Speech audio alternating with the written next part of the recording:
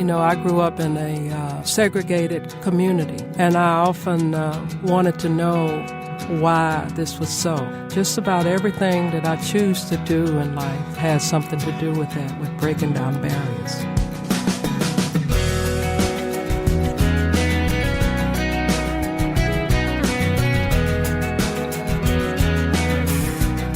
Welcome to First Person, a weekly one-on-one conversation. I'm Wayne Shepherd, and today I want you to meet a woman with a unique gift and message. I'll introduce you to Odessa Settles in just a few moments. But first, let me tell you about our website, where you can go for not only more information about today's guest, but also an extension of our interview, which we couldn't fit into today's broadcast. At firstpersoninterview.com, you'll be able to hear the rest of the conversation. Plus, you can explore our archive of past programs, check the calendar for upcoming broadcasts, and contact us via email. It's all at firstpersoninterview.com. Odessa Settles comes from Nashville, Tennessee, and you'll hear about her family in a moment. But I've heard Odessa sing some of her songs now several times, and every time I hear her, something stirs my soul as she sings and tells the story of African Americans in their struggle for freedom. She's part of the group The Princely Players, and we'll put a link on our website to that group. But I invited Odessa to join me at the Mole Inn Studio in Franklin, Tennessee, for a conversation about her life and the message of her music. I was born and raised here in Nashville, Tennessee, in a traditional working-class family. I had 7 brothers, and it was me. That's a story in itself, I'll bet. I know. It was interesting being in that particular mixture. You know, my father made the 8th male, so it was interesting because my mom grew up in a traditional household as well, where the women kind of took care of the males. So my brothers and my father, they were well taken care of. You know, we set food in front of them, everything with putting a fork to their mouths, which was interesting. They had to learn later, though, once they got married. My brothers did, you know, because their wives were definitely not putting up with that. So did you have any alliances with any of those brothers, or one in particular? Or? There were 2 sets, in a sense, and I was right in the middle. And I ended up being closely aligned with the younger group, so there were 4 up under me. And we hung together more so than the older ones. They had their own thing. So you kind of ran as a pack, huh? Yes. So it's interesting. And it's still sort of like that today, too. Mm-hmm. Was music always a part of your family experience? Music was. It was, as long as I can remember, there has been music in our family. It's been part of our daily lives almost. My father was a musician as well as a builder. He was a professional singer in a sense because he was part of a group. One of my favorite groups that he had was the Golden Harp Jubilee Singers. And one of the reasons is from a musical standpoint, that's when my siblings and I really learned harmonies, because they rehearsed at our home. So they were singing gospel? They were singing gospel. It was like they call it quartet singing, but it's, you know, they had about 5 or 6 people in the group and a guitar player. So it was nice from a social standpoint, too, because when they rehearsed at the home, I mean, people in the neighborhood would bring chairs and set them out on our lawn just to listen to the rehearsal during the summer, you know, months.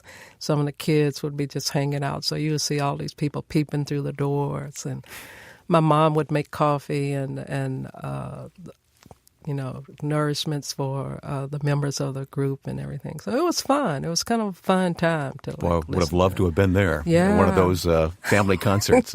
It was great, yeah. And we would be singing in the other room, you know, So at an early age, we realized that, you know, this particular voice is suitable to you, you know, so that was great. So did Mom and Dad encourage you then to start singing along?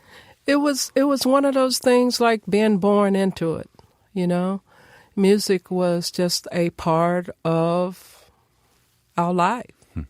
We were encouraged just by example, you know, because my father sang, then we did too. You know, we wanted to do what he did, so that's what we did. My mother was not a professional singer, but she could sing. I loved her voice. She had this rich alto-sounding voice like a Nina Simone. She did sing in the church choir, so it was always a treat to hear her when she would lead a song. Years later, your father was a part of the Fairfield Four? Yes. He actually joined rather late in life. He was in 1992, I think, or 1991 is when he came along into the group. This was after Reverend Sam McCrary passed away, and Preacher Man, if anybody can remember him. He did sing with Preacher Man a little bit. But after Reverend Sam McCrary passed away, then my father was part of the group. So he was there until his demise in 99. He passed away in 1999. Did you go through all the piano lessons and that sort of thing as a kid, or just pick it up naturally? What happened with you? I did have some piano lessons, starting maybe at age 12, 12 through maybe about 3 years, rather. So was that a chore for you, or? No, I loved it. I really loved it. We had a piano at our home. So I took some lessons, and it definitely helped me a lot. I wish I could have taken them longer, but it turns out that was not the case. So I can play piano, and I, do teach myself pieces that I'm interested in learning. But you've learned to play stringed instruments. I'm learning those on my own as well. So my favorite right now is the ukulele. I have a collection of baritone ukuleles and have had actually 2 made for me that are kind of atypical in size. I like the rich sound of the baritone, so my larger one I call a bass ukulele. Of all the instruments in the world, why that particular one? Well, I've always loved the string instrument. I like atypical instruments, especially for accompaniment, vocal accompaniment, which is my favorite instrument, singing. But the ukulele is what they call it, is easier to play than the guitar. I do have a guitar. I have guitars as well, and I can play some, but not as well as the ukulele. But it's pronounced ukulele? It's ukulele. I've never heard that before. Yeah, and I'm still learning. It's in a learning process. So I can play well enough to show people what I want. So. Music always has been and probably always will be a part of your life, Odessa, but there's other things that you do in life as well. I'd love for you to tell everybody what you do vocationally. Vocationally, I am a registered nurse in an advanced practice. I work with children who are born preterm. These are babies who are very small and at risk. I think the smallest baby I've ever taken care of was maybe weighed 15 ounces at birth. That baby survived. That's incredible. Yes, it is. It's amazing. Life is amazing. Could you hold him or her in the palm of your hand? Pretty much so. It's tiny, tiny little girl. That must take a big emotional investment on your part. It really does, but it also, I'm fortunate to work in a developmental follow-up clinic as well, where I can see these children develop over a period of 3 years. And to see how they turn out is just amazing. They teach me a lot about life and what's important and what's not, Do the two come together? Does your music ever enter into that world? It definitely does. I'm a novice songwriter, and I write a lot about the children, that I take care of. The ones that I normally write about, not all the stories are great from a social standpoint. There are some families who are unable to take care of the children as well as they should. There are some babies that do not make it because of that, and those are the ones that I usually sing about. What would you sing to them? My goodness. I wish I had brought some of the lyrics that I have. Just a tune or a phrase. But there's a song that I didn't write, actually, that I sing a lot. This one is Brown Baby. Brown baby, when you grow up, I want you to drink from the plenty cup. I want you to stand up tall and proud. I want you to speak up clear and loud, my brown baby. So I end up singing a lot of lullabies, to babies. But it becomes emotional sometimes, very emotionally charged at some visits, when I know that the social situation is not as good as Sure. it should be. What do you think's going on in those little minds as you sing those songs to them? I mean, it obviously must have an effect on them. Yeah, they respond. I think the parents, even the ones that, in good social situations, I sing to all of them, by the way, it's one of the ways to relax the families, even the parents. They may come in with a baby, it's crying, and they say, he cries like this all the time. They're He's at the end of the rope, inconsolable. aren't they? And so I take the baby up and I start singing to him, and the baby quiets and listens. And the parents always say, "Oh, can we take you home with us?" I said, "Just sing to them." "Yeah, but we don't sound like that." Yeah. I said, "That's not what they're looking for. Trust me." You need a CD of lullabies is what you need. Yeah, that's one of the things that my father regretted, because he wanted to actually record a CD of lullabies, and I might just carry that out for him, But that's he really liked to sing the lullabies. I really enjoyed hearing him do those. You miss your father, don't you? A lot, yeah. He was a great friend, great buddy. Yeah. Well, let's break for just a moment, but when we come back, Odessa sings for us here in the studio. Next time on First Person, you'll hear Jim McBride and hear the heart of a father. And so, for me, that night was a culmination, was a rite of passage, that I'll never forget, is when my dad communicated how excited he was that I'd given my life to Christ in service to him. Jim is the author of the new book, Rite of Passage. He tells his story and encourages dads to be proactive in shaping their sons and daughters. That's when you join us next time for First Person. Let's return to our studio conversation now in Franklin, Tennessee with Miss Odessa Settles. And I would be remiss to have Odessa here without asking her to sing. So let's go back to the studio as she begins to sing one of those old spirituals now. I want Jesus to walk with me. I want Jesus to walk with me while I'm on this tedious journey. I want Jesus to walk with me. What pictures are in your head as you sing those songs? I think about my journey. I grew up during the height of the civil rights movement.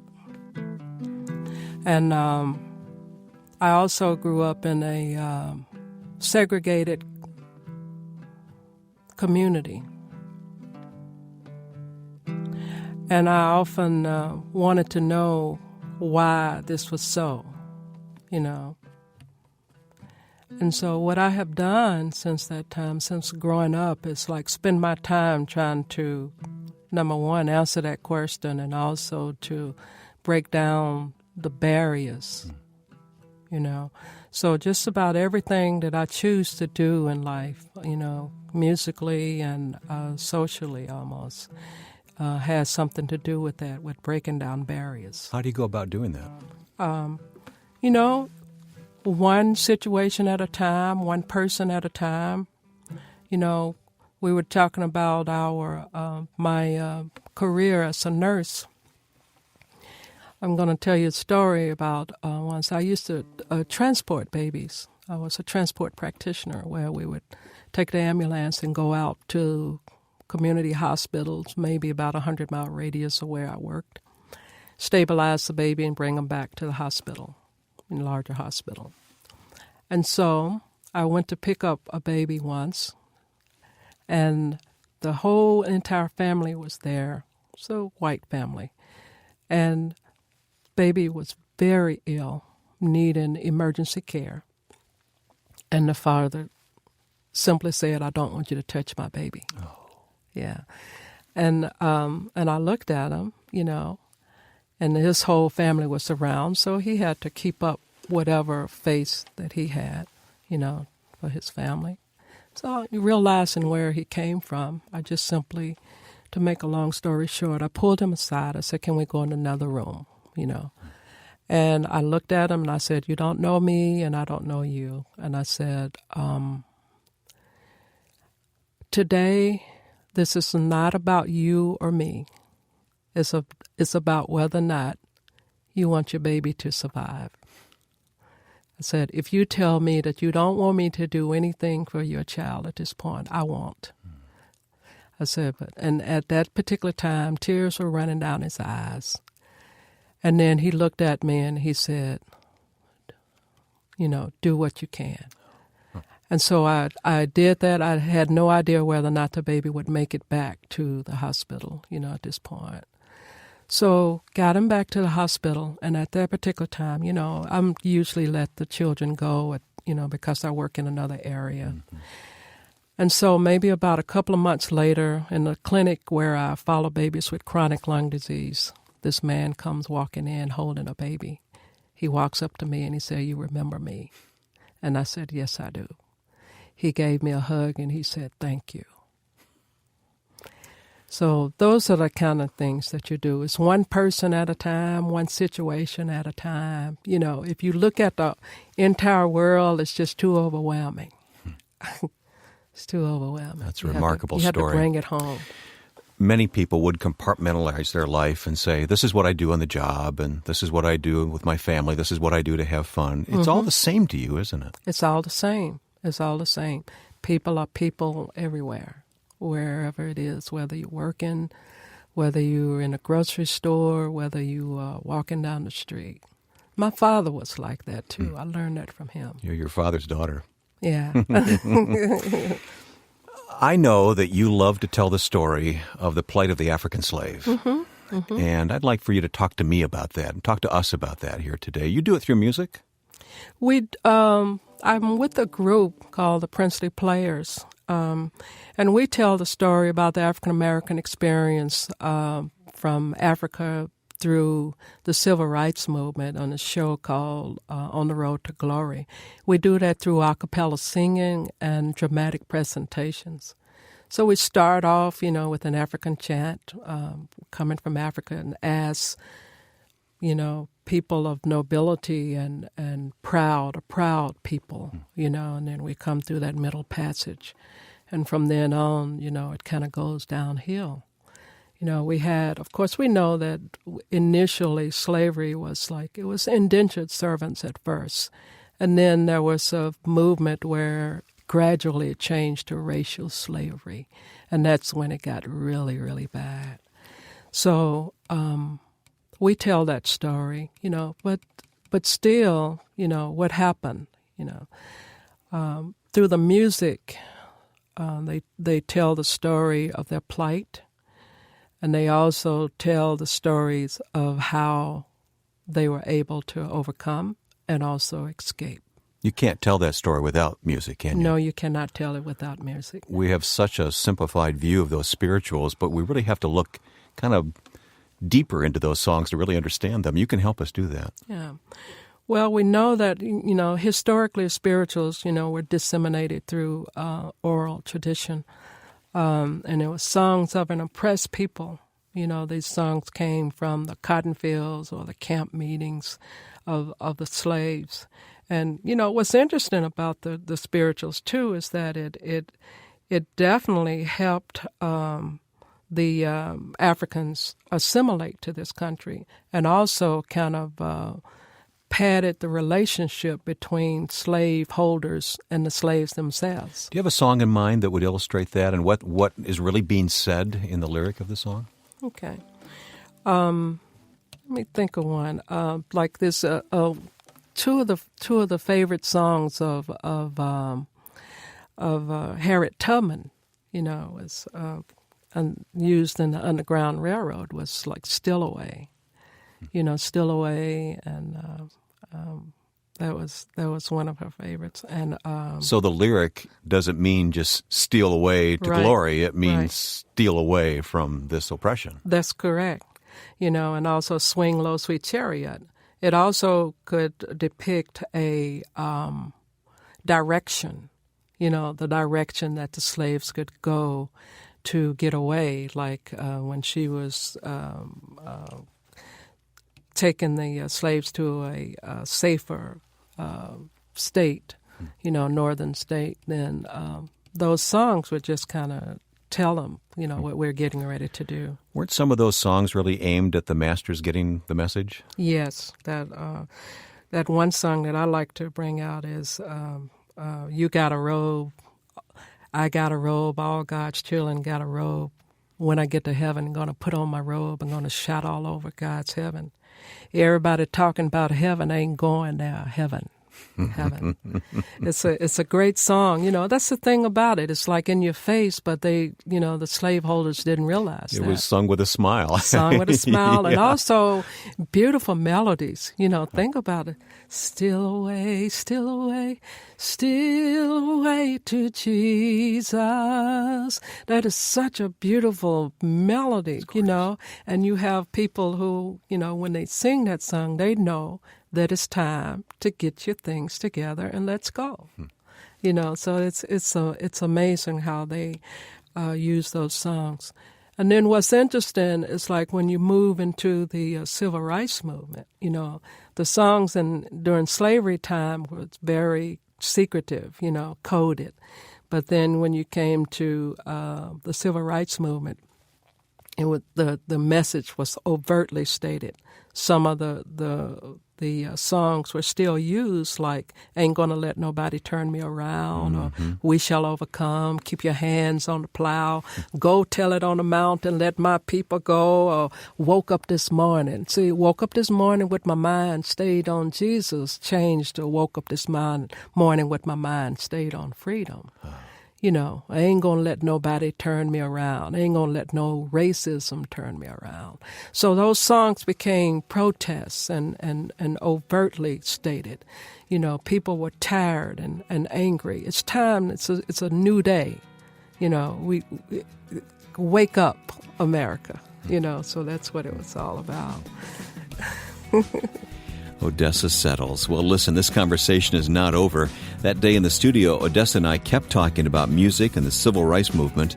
We also talked about her involvement with a group called the Princely Players, preserving the African-American experience through song, dance, and drama. And you can hear the rest of this interview and find a link to more information about the Princely Players at our website, firstpersoninterview.com.